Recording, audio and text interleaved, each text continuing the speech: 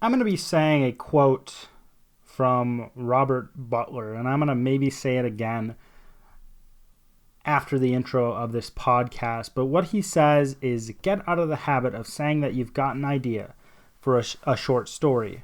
Art does not come from ideas. Art does not come from the mind. Art comes from the place where you dream. Art comes from your unconscious. It comes from the white-hot center of you. Does this make sense? Do you understand what I'm saying? If you want to think your way into your fiction, if you want to think you can analyze your way into a work of art, we're going to be totally at odds philosophically about what art is and where it comes from. But if you have this aspiration and an open sensibility, and if what I am saying makes sense, then you have to tell your mind to back off. It's another place in yourself entirely where you must look to create a work of art. We are going to be analyzing this quote by Robert Butler. We're going to be talking about whether this is a good view of art, and we're going to be talking about it in relation to writing as well.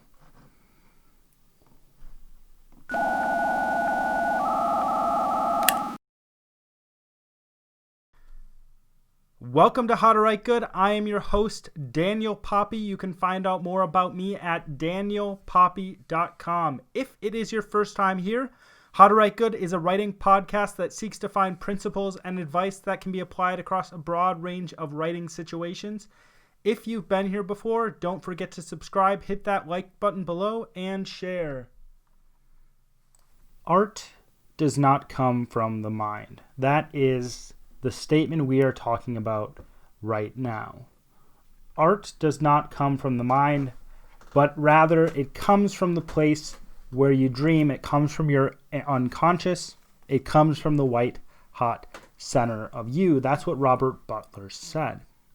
And to be clear and to be simple, I actually disagree with this statement about art. And it's for a very, very simple reason. There is a certain amount of truth to what he is saying, but at the same time, if he is making a definitive statement about art, I think he's incorrect. And I think that the simple reason why he is incorrect is because everything starts with your mind, and everything starts with ideas. Everything about you comes from your mind.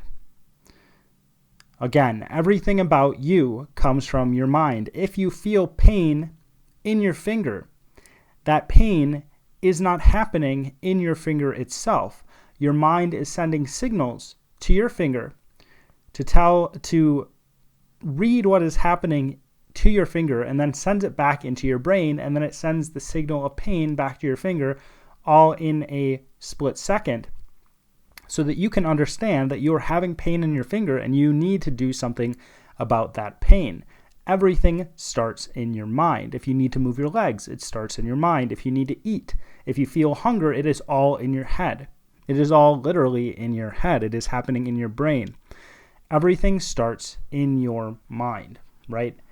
We do not think with our gut. Nothing we do is done with our gut. We do not love with our gut. We do not move with our gut. The only thing that is happening with our gut is processing food or other things, I guess, if we swallow other things. That is the only thing that is happening with our gut. So everything comes back to the mind in some form. The very fact that he says art comes from your unconscious means that it comes from your mind. Now, the only way that he would be correct is if he was talking about mind in a different way than how we colloquially use the word mind. Typically, when we think of mind, we think of what makes up you, that thing that is moving through the world, and that thing involves the conscious and unconscious. Okay, it doesn't just involve the conscious part of your brain, but it also involves the unconscious part of your brain. Would you say that the emotions that come up from past trauma are you, or is that just another thing that is pushing things into you, right? We would say that the trauma from the past that affects you now is part of your mind. It's become part of you. We would say the good things from the past that have been encoded into your mind are part of you as well. We don't say that they are from your unconscious, as if your unconscious mind is something apart from you. We say that the unconscious is part of you, part and parcel of you.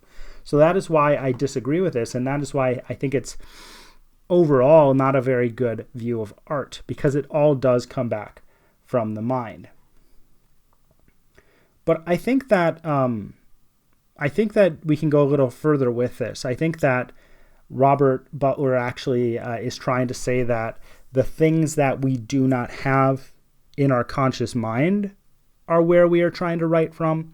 I don't agree with that either, but I understand where he is coming from with that, because I think that when you are connected to art, or you're connected to the writing process, it oftentimes seems like everything you are thinking is welling up from somewhere in you that is beyond your control. And to a certain degree, it probably is. To a certain degree, in the moment, it probably is beyond your control. I do think that you can develop habits of creativity that allow you to write and express and have ideas well up in you more often than not. But I think that in a lot of cases with artists, in a lot of cases with writers, they have always had that thing happen within them. It's something more natural to them, or they've somehow stumbled upon this type of habit, this type of creative habit, and they don't think that it is controllable at all, which I think is not true. So I think what he's trying to say is that when you write, you're trying to get at the core of what experience you are in, or you're trying to get at the core of something that goes deeper than just the surface level. And I think I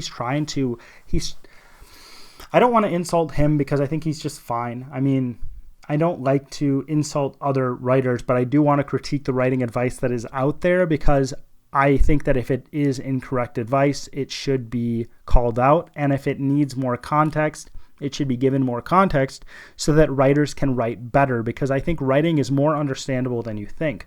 I don't think writing is something that is unknowable. I think that the most difficult thing about writing for me, the most difficult thing I see within writing itself, is the actual generation of ideas, right? It's going from nothing to having an idea in your head. But that is probably a fundamental question, philosophical question. That's a fundamental psychological question as well. Where do ideas come from? How do we get from no idea to this abstract concept floating around in our minds? So I think that that's the most difficult question to answer, but there are so many other aspects to writing that are understandable. And even if we can't understand the full of that idea of how things spring into our mind, I think we can get closer. And everybody has this process going on in their heads. And I think that's probably what he's getting at. He's saying, okay, there are things that come to your brain, and it's almost like a stream of thought. There are things that come to your brain. There are things that spring into your mind, and you need to catch those before they go away. You need to catch them as they come to your brain, because you are making connections that you would not have made otherwise. And I certainly see this in my own writing. I've gotten to a point where I think I have the writing down pat. I'm able to write in a way that flows. I'm able to write in a way that makes sense. It doesn't take me a lot of effort to do that, because I practiced a lot. And when I do that, I have a lot of different ideas. If you want to think about it like this, imagine you are working on a computer, but the computer is attached to your forehead, and it projects ideas right above your eyes, right? You have to look up to see them. That's kind of how it is to me. When I am writing, I always write my first drafts by hand. And when I am writing, I'm thinking about what I might do next, and it's kind of like I'm looking up, and I have specific ideas I can work with.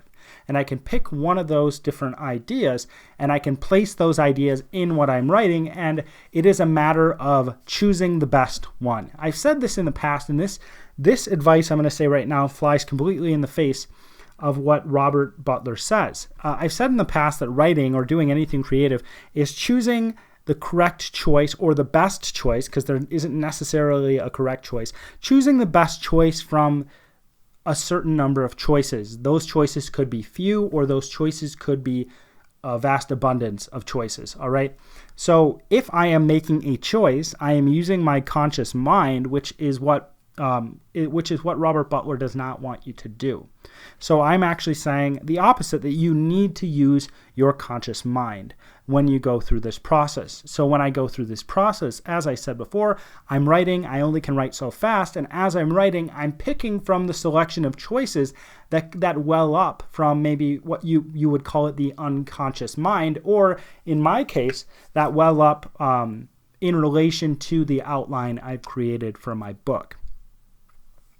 So what I am saying here is that there is an element of the unconscious mind, if you want to call it that. There is an unconscious mind because there are parts of us that aren't in the forefront of our mind all the time. We're not always thinking about them, but then we can call them up in certain cases. If we think about a certain thing, if somebody asks us about something, we can bring it forth. We can also bring it forth based on certain things that come into our life. It triggers a memory within us. So there is an unconscious mind. There are parts of us that are covered up for a certain amount of time. There are parts of us that are covered up during a certain time until they need to come forth for certain things. I don't think about riding a bike all the time. And when I ride a bike, I do pay attention to it to a certain amount, but my unconscious mind is able to process through that thing and ride the bike for me in a lot of ways. So I'm saying that there is a component of the unconscious mind in your writing, but what I am also saying is that writing requires you be attentive. It requires your attention. It requires you to make choices. It requires you to think. It requires you to go through a systematic process. It isn't just your unconscious mind. That's really what I'm trying to say. So Robert Butler is saying that it's from this quote, and maybe he has more to say, he's saying that art comes from the place where you dream. It comes from the unconscious. It comes from the white hot center of you. He's saying that what art is fundamentally is something that wells up from that unconscious mind. But I don't think art can exist without the interplay of the conscious and unconscious. Okay, there are things that are going to come to your mind, but just because you pull something that comes to your mind out and slap it on a piece of paper or slap it on a canvas or twist it into metal does not mean it's going to be good, right? You might be able to call it art, but it doesn't make it good art. Art comes from a place. Art might come from a place, and there's probably a good reason to say this. Art might come from the unconscious mind. It might originate there, but it does not end there. It cannot continue to exist unless the conscious mind seizes it and does something with it. And that's what I'm saying about this. The conscious and the unconscious mind are two different parts that need to work together to perform a function, and they work in sync. They are closely tied with one another. They are, I would say, even in some ways, the exact same thing. However that works. I'm not sure how that would work. They're not separate. Maybe there is some barrier at the very most between the two of some sort, but I think the separation is much smaller than we think. I think the reason why this advice is given is that a good writer is able to pull things from their unconscious mind quickly. A person who is a good writer might be able to judge, be better at grabbing information from their unconscious mind and judging things. But I think the big issue with this is that the unconscious mind does not work alone. The conscious mind doesn't work alone either. Each of them accesses the other one, right? Each of them has a purpose. Each of them is working in tandem. But they must use, the unconscious works, the conscious works together. They all work together in tandem. So this author's perspective that you can never think your way to art seems to be incorrect to me, because I think that thinking is a valuable component to creative art. And I think it's almost a necessary component to creating art. I think one of the reasons why people get away from this is because there are types of art that are nonverbal, I suppose you could call it that. And because a person can't articulate the exact way in which they got to the end result, because they can't do that, they think that their conscious mind was not involved in that process. You might have just forgotten it. And I think that's all right. But with writing, we can clearly see how the conscious mind and the unconscious work together. Or maybe we can't clearly see it, but if you're in the writing process and you look back, it's much easier to remember how you got from one step to the other because you've written down those steps along the way. If you enjoyed this podcast and you want to support me, there's really one simple thing you can do. you can go to danielpoppie.com/newsletter and sign up for my newsletter. And when you sign up, you'll actually be able to get access to my publication roadmap. So that's everything I have planned for pretty much every project I have into the next decade. Again, that is danielpoppie.com/newsletter. You can also find the link below.